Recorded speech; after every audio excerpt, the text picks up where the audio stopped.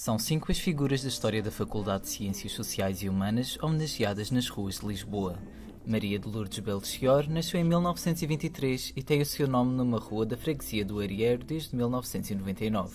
Dedicou a sua vida a ser professora e a investigações na área da literatura. Criou o Departamento de Filologia Romântica na Faculdade de Letras do Porto e anos mais tarde contribui para a fundação da Faculdade de Ciências Sociais e Humanas da Universidade Nova de Lisboa. E o seu coração já não lembra o rostinho deles.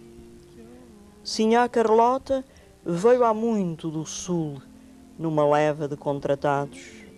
Assim, embora para lançou 2 livros de poesia e ocupou vários cargos um pouco por todo o mundo, como cargo de diretora do Centro Cultural Português da Fundação Carlos Gulbenkian, em Paris. Em Carnide, desde 1993, existe uma rua dedicada ao professor Fernando Pitera Santos. Nascido em 1918, foi político, historiador, jornalista e professor universitário. Deu aulas na Faculdade de Letras de Lisboa e na FCSH nas áreas de História, principalmente em temas relacionados com regimes fascistas, totalitários e Estado Novo. Nos anos 40, dirigiu movimentações contra as propinas e pela autonomia universitária e foi durante 9 anos presidente do Comitê Central do PCP. Fundou a Sociedade Portuguesa de Autores e trabalhou em jornais como o Diário de Lisboa e o Seara Nova.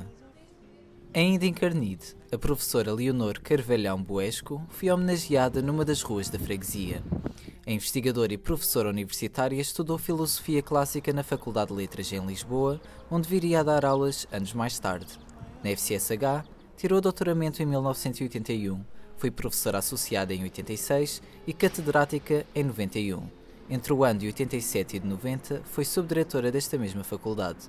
Foi das primeiras pessoas que ainda nos anos 90 batalhou publicamente, juntamente com o saudoso Vasco Graça Moura, contra o pretenso acordo ortográfico. Portanto, a questão da língua, ela era uma autoridade e desde a primeira hora se mostrou absolutamente adversa àquilo que 30 anos depois nós estamos a ver que resulta num caos ortográfico. Portanto, essa questão foi uma questão muito importante. Deu aulas de literatura portuguesa, latim, história da cultura clássica, teoria da literatura e fundou a disciplina de estudos camonianos. Realmente pelo seu interesse no século XVI, eu sou, enfim, licenciada e doutorada em História, mas provavelmente eu lia tanta coisa e ouvia falar tanta coisa do século XVI que talvez nesse aspecto eu tenha sido influenciada e realmente, não havendo barreiras cronológicas para um historiador, no fundo a minha especialidade é de facto esse mesmo século XVI, provavelmente há qualquer coisa aí de herança também.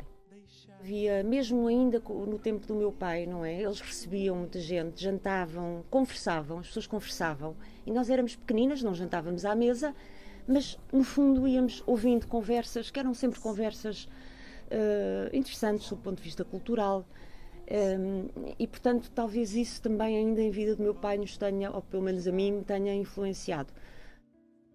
A minha mãe casou com um romeno, 20 anos mais velho do que ela, que tinha sido seu professor numa cadeira de opção na Faculdade de Letras de Língua Romena, de Língua e Cultura Romenas.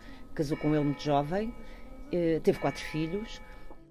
O meu pai morreu, partiu 3 meses antes de fazer 10 anos de nacionalidade portuguesa.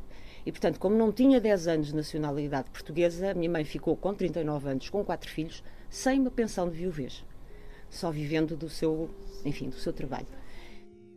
Foi no governo da Maria de Lourdes Pintacilgo, em 1988, que pela primeira vez a minha mãe teve uma pequena ajuda para criar os seus 4 filhos, a quem deu a todos cursos superiores e a quem ensinou a verticalidade e honestidade perante a vida e as coisas.